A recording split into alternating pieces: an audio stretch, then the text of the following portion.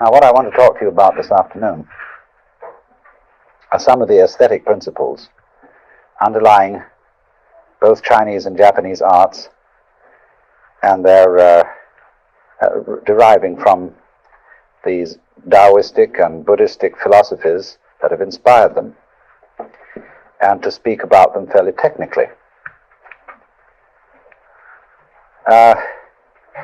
In the language of Taoism, there are certain words used which are the foundations of their aesthetic ideas. One of these words is the uncarved block, and another is unbleached silk. And as I already intimated in talking to you about the Taoist view of the relationship of man and nature, the Taoists make a distinction between the natural and the artificial, and seem to be all on the side of the natural and rather against the artificial. Although you must be cautioned against taking this too seriously, too literally. You might say, of course, that the distinction between the artificial and the natural is an artificial distinction, because really and truly a human building is no more nor less artificial than a bird's nest.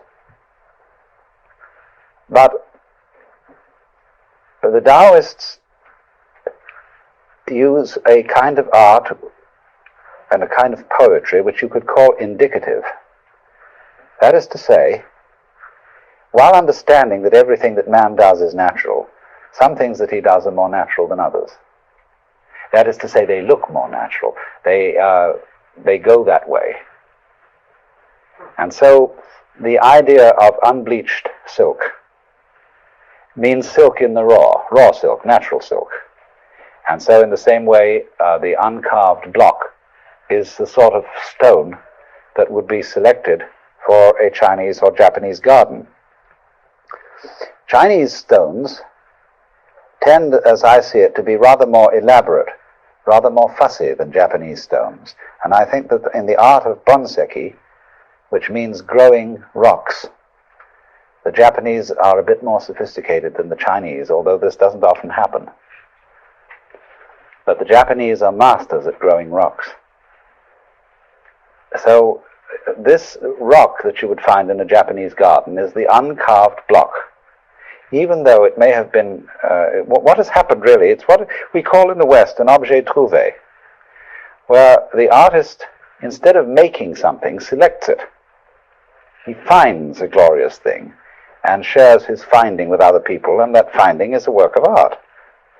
And you see, that is connected with the whole thought in this tradition of aesthetics in the Far East, that superb art is a work of nature. It is not something imposed upon nature, even though, as you've seen in many Japanese gardens, that there is very complex espalier work on trees, and that an enormous amount of pruning and trimming is done. And in fact, the discipline of the garden is amazingly complicated and requires a great deal of care. But the object always is, through the discipline of the art, to make the garden seem more natural than it would look if you left it to itself. You understand that? Is to work upon nature with skill and craft, but to move in the direction in which nature is already going. So that the uncarved block may be extended into a sculpture.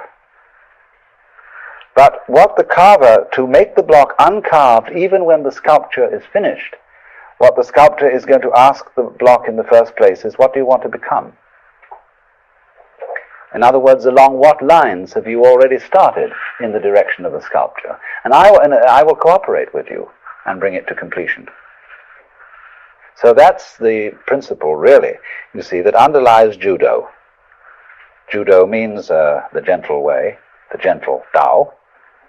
And it is the art of going along with nature. It is also called Wu Wei or Mui in Japanese. And